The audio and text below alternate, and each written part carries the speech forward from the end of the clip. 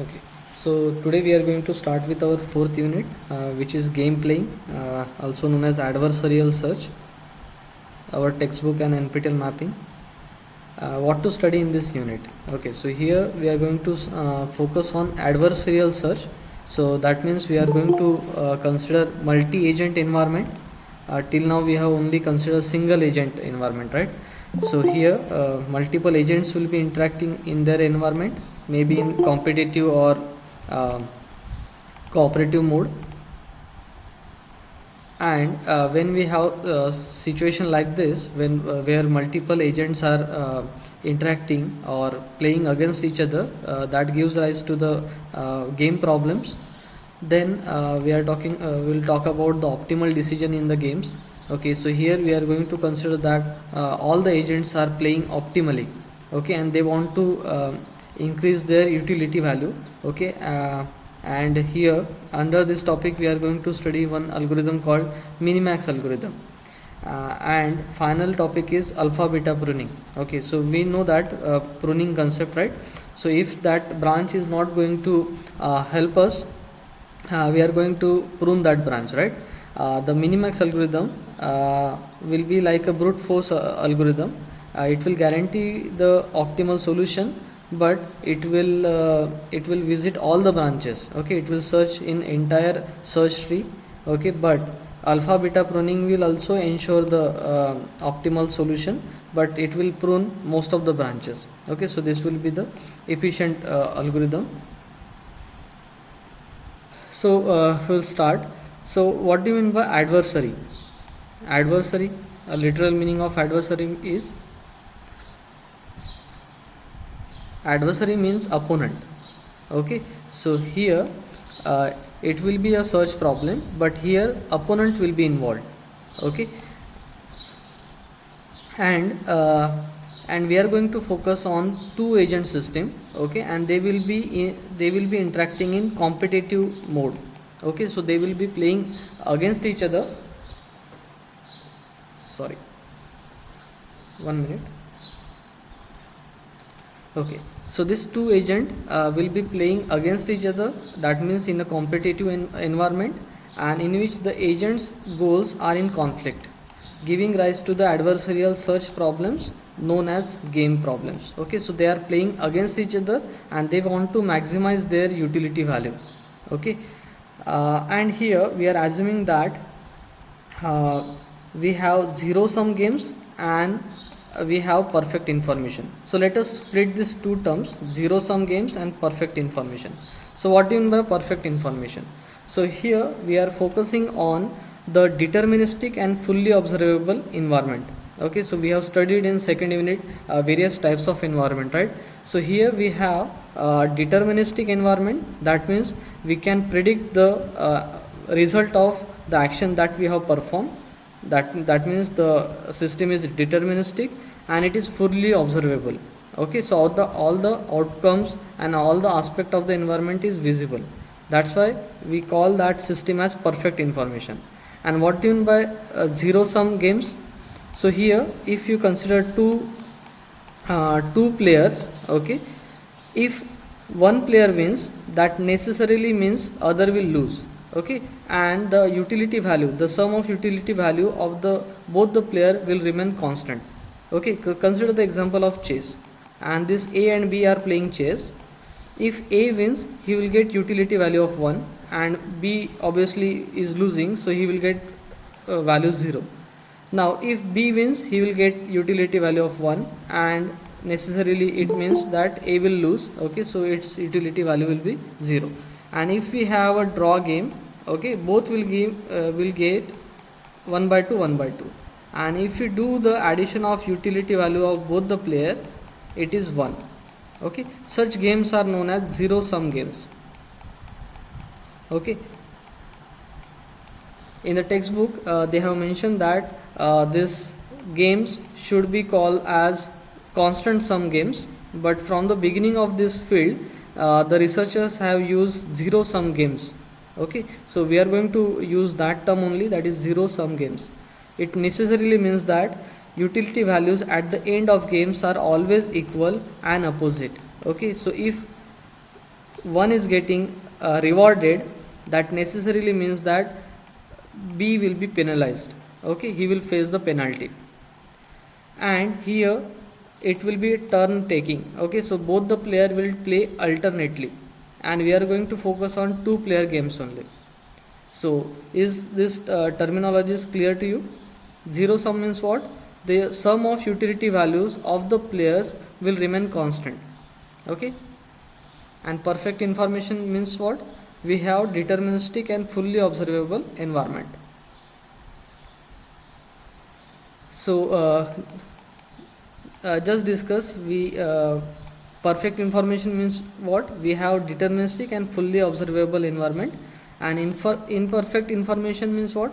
It includes an element of chance or element of luck.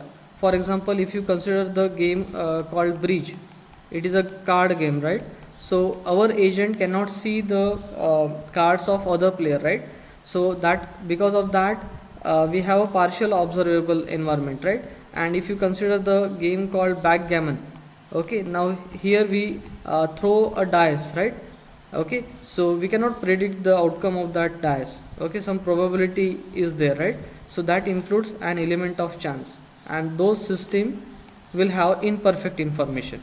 Okay, but we are focusing on perfect information system. Okay, now here we have made some assumptions that we are going to focus on only two player games, and let's call them as max and min. Max is our player. Okay, so we are going to increase the utility of max player, and max will play first. Okay, and games will be zero sum games. Okay, and both players are playing optimally. Okay, so I will come up with our player, that is max, will come up with the best possible move, and in response to that move, min will also come up with the best solution, best action available to him. Okay, so remember, these are the assumption. Okay, so both players are playing optimally. This is very important point. Okay, now let us define our game problems. Okay, now game is what? It is adversarial search problem, right? It is nothing but a search problem. And in the second unit itself, we have seen how to define a search problem. So for that we use 6 component. Here they are little bit modified. So again here also we have initial state, and here we are indicating by S0. Okay, which specifies how the game is set up at the start. Second is player S. Okay, so now here multiple agents are involved, right? So player S is the function which will tell us that at state S whose moves is there. Okay, define which player has the move in the state S. Okay, so player S will return the player name whose move is there from this state. Okay, defines the which player has the move in a state. Then action S. Okay, S is our state, so return a set of legal moves from the state S. Okay, so I will determine the player. Okay, and then by executing actions S, I will determine which actions are possible to that player. Then next one is result SA. A is our action, S is our state. So what is the result of applying action A on S? Okay, so we will get a different state, right? So it is just like our transition model. Okay, so which defines the result of a move. We will move to the next state, right? Then terminal state, terminal test. Okay, so whether our S is a terminal state or not, that will be determined by this terminal test. Okay, so it will either return true or false. State where the games has ended are called terminal state. Okay, and a terminal test which is true when the game is over. Okay, so once you reach to the terminal state, terminal test will return true, otherwise false. And we have utility S comma P. P is our player, so it can be either max or min. And for a state S, what is the utility for that player? Okay, and what do you mean by utility? Utility means a gain of that player when he is in state S. A utility function, also known as objective function or payoff function, defines the final numerical value for a game that ends in terminal state S for a player P. Okay, so remember this 6 component. So initial state, then players. Okay, these are the functions: player, action, result, terminal. All these 5 are functions. They will return some value. Player S will return a player. Okay, which has a move at state S.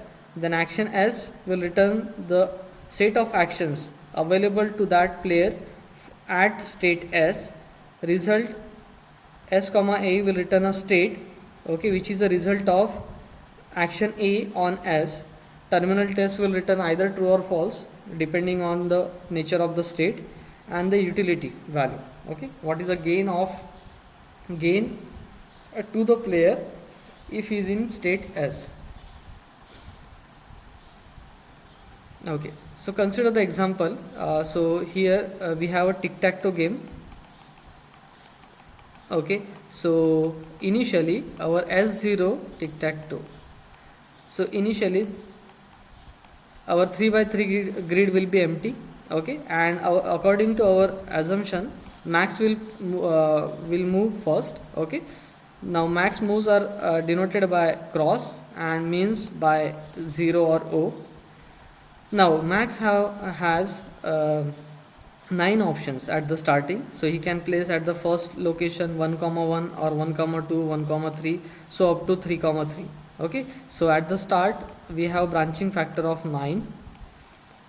In response to, now they play alternately, right? So now it is a move of mean. Okay, now for this state it has total 8 actions possible. He can place at 1, 2 or 1, 3 and so on. Okay, now in response to that, max can play at 7 places. Okay, so this is how our search tree. Now in this unit we are going to call a search tree as game tree. Okay, so here we are going to use the terminology called game tree. This is not a search tree now, it is a game tree. Now at the last level, so we'll have a terminal state. Okay, and here as you can see, here mean player is winning. In this we have a draw, and here as you can see our max player is winning. So we specify the utility values at the terminal state, and these utility values will be for max player. Okay, so if mean is winning, that means the utility value of max is -1.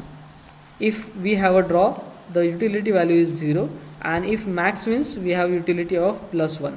Okay, so in any given problem, utility value will be with respect to max. Okay, so see here, it is a partial game tree for a game of tic-tac-toe. A top node is the initial, and max moves first, placing an X in an empty square. We show a part of tree giving alternative moves by mean and max until we eventually reach to the terminal state, which can be assigned utility according to rules of the games. Okay, and again if you do the summation of this utility value, you will get a constant value. Okay, that means 0. Okay, +1 plus -1, that is 0, right? So again we have a zero sum game here. Okay, now one thing to notice is that we cannot draw an entire game tree for this tic-tac-toe. This is the simplest deterministic game that you can have. Okay, we are going to concentrate on only 2 games, that is chess and tic-tac-toe, because they are the only games which are deterministic in nature. Other games have some factor of luck involved, right? If we throw a dice, okay, or we throw a coin, right? So the factor of luck is involved. These 2 games are deterministic in nature. Okay, and for the tic-tac-toe, as you can see, we cannot draw a game tree on one paper. That's why we will consider a simplified game, a imaginary game called ply game. Okay, ply game, and this is the example of ply game. It is a 2 ply game. As you can see, 2 levels are involved. Okay, so it is known as 2 ply game. if you have 3 level game, it will be known as 3 ply game. Okay, as usual, max is playing first. Now max, these are the max nodes. Max nodes are denoted by a triangle which is facing upward, and the min nodes are denoted by the triangle which will be facing downwards. Okay, as you can see, at the start max is playing.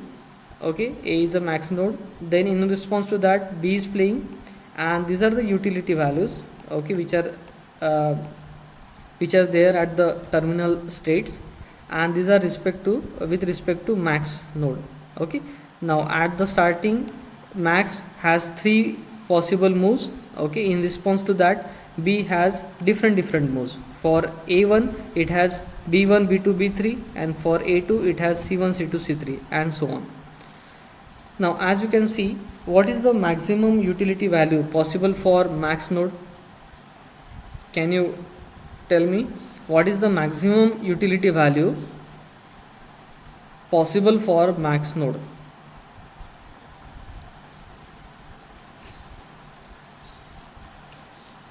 Anybody? At the leaf node we have the utility values, and these are with respect to max. What is the maximum utility value possible for max node? Anyone? Okay, so see here, we have this 14 utility value here. Okay, which is the maximum one, highest we can get for max. Now if player A plays A3, okay, now we have made an assumption that both the players are playing optimally. In response to that action, our mean player can play D3, okay, thereby reducing the utility value of max. Okay, so if max goes with A3 action, all he can get is value 2. Similarly here also, if he plays A2, our mean player can play C1, thereby returning utility value of 2. Now the best action available with max is A1 actually. Okay, now if he plays A1, now mean can, in response to A1, mean can play B1, and the value max can get is 3. Okay, so that is the importance of that assumption, that both the players are playing optimally. Okay, so both the players will play optimally, and they will try to maximize their utility value. Okay, in some game tree you may have a -4 like value, negative values. Okay, that means here if our max player reaches to this node, that means our max is losing and mean will get a reward of 4. Okay, because they are zero sum games, right? Getting my point? Okay, so I think this much information is clear to you. Okay, now we'll move to the minimax algorithm. Okay, so and these values at the leaf node, you will have utility values, and others are known as minimax values. Okay, these are the minimax values. So these are the utility values, and they will be with respect to max. Okay, so at this node the minimax value is 3, so it will be a utility value of max. Okay, all the numbers will be for max. Okay, so what is the minimax value of a node is the utility for a max for being in the corresponding state. So if we are at that state, it will be a utility value, okay, with respect to max, assuming that both players play optimally from there to the end of the game. Furthermore, given a choice, okay, max prefers to move to the state with the maximum value, and whereas mean will prefer a state of minimum value. Okay, so we discussed this, right? Now minimax value of any state is given by this recursive definition.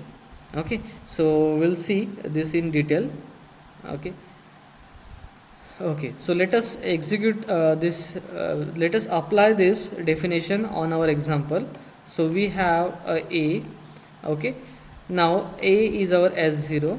Okay, so minimax of S0 equals to, now first we'll check whether S0 is a terminal state. No, so this is false. Now player S, so S is actually S0, so at this state who is the player?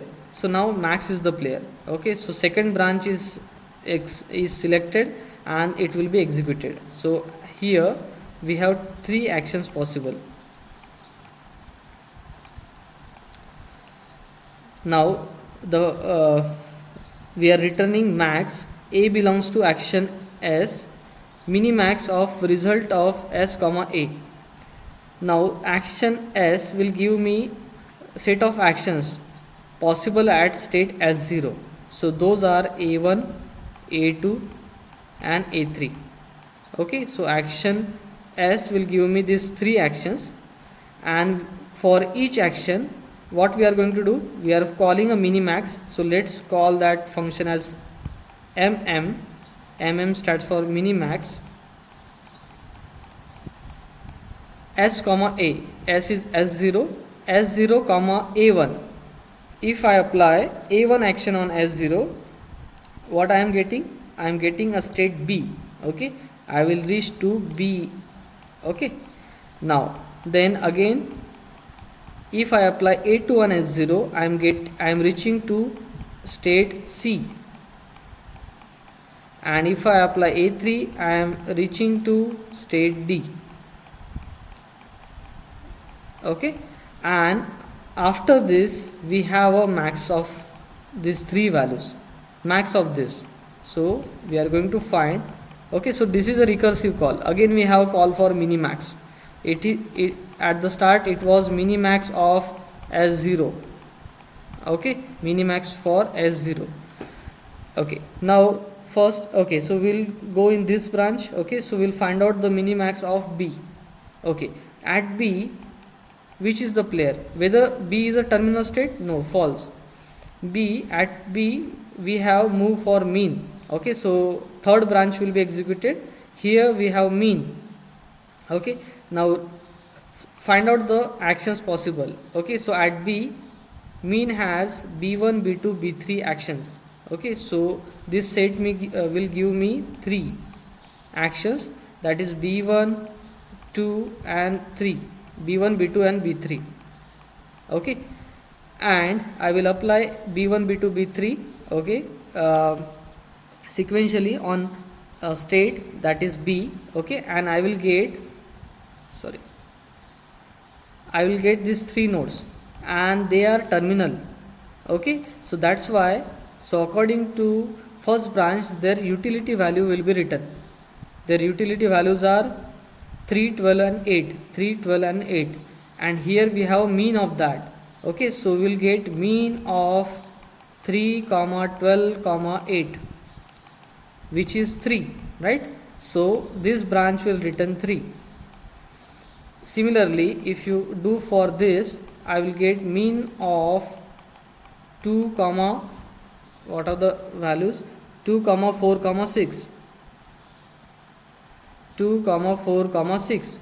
So which is 2. So 2 will be written. Okay, and here we have minimum of 14, 5, 2. 14, 5, 2. Okay, so mean of 14, 5, 2 is 2. So for this branch 2 will be written. Okay, so we have max of 3, 2 and 2, which is 3. So 3 is written. Okay, so this is how you can apply this recursive definition on a given example and find out the value. Okay, any problem with this? Any doubt? Okay, so this is a recursive definition of minimax, how to find the minimax value. Now this is the comprehensive algorithm of minimax. Okay, again as you can see, this is the recursive. Okay, so this max is calling mean and mean is calling max. Okay, so let us run this algorithm on example. Okay, so here I have the algorithm and the example.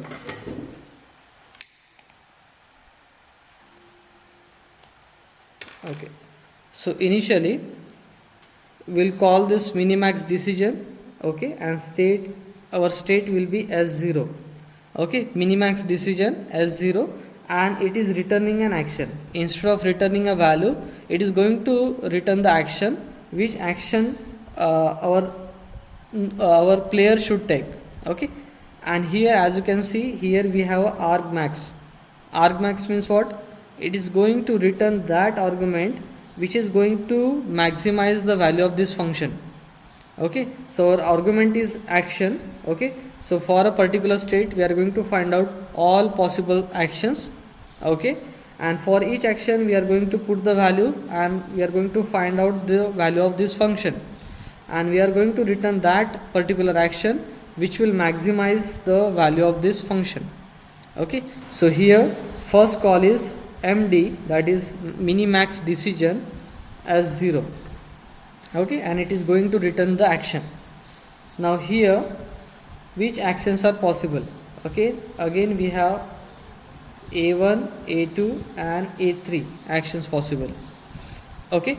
Now we have mean value, okay. So here as you can see we have mean value, so let's call it as mv, and result state comma a, okay. So if I apply a1 on s0, I am getting b, so mv of b, and similarly mv of c and mv of d. So this is minimum value, okay. So I will jump here, right. So mean value of b, okay, whether b is a terminal state, no, otherwise we would have written utility of that.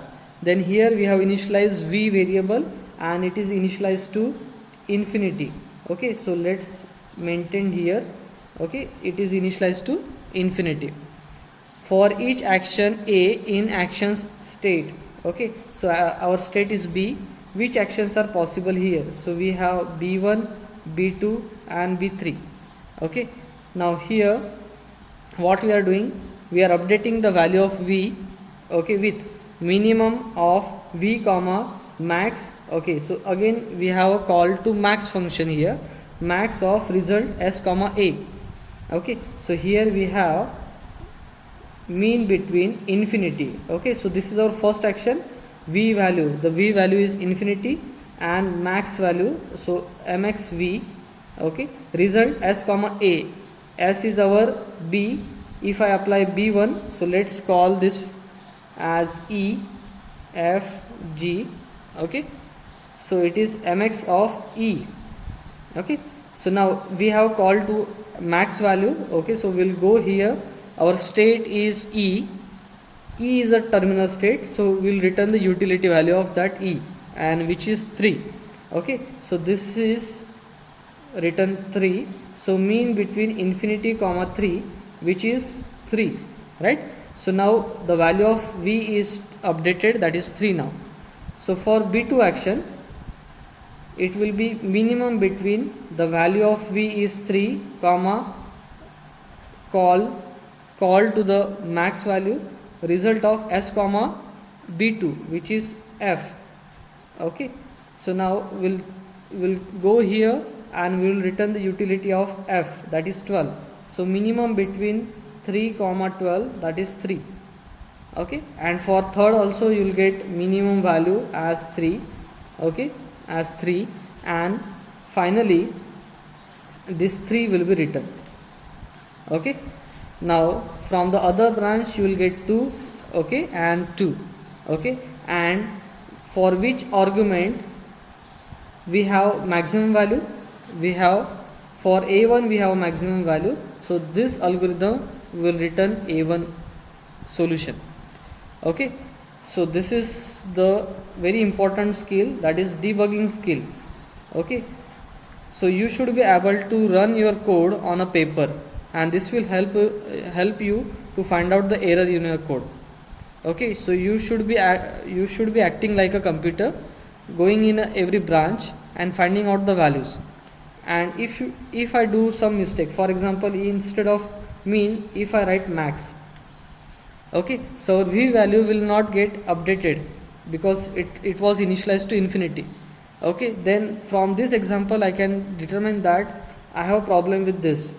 My v value is not getting updated, so my function should be mean instead of max. Okay, so this debugging skill is very important. Okay, so in order to understand any algorithm, you try it on any example and you will understand what is happening in that algorithm, and then you need not to memorize that algorithm. Okay, so this is with minimax algorithm. Any doubt?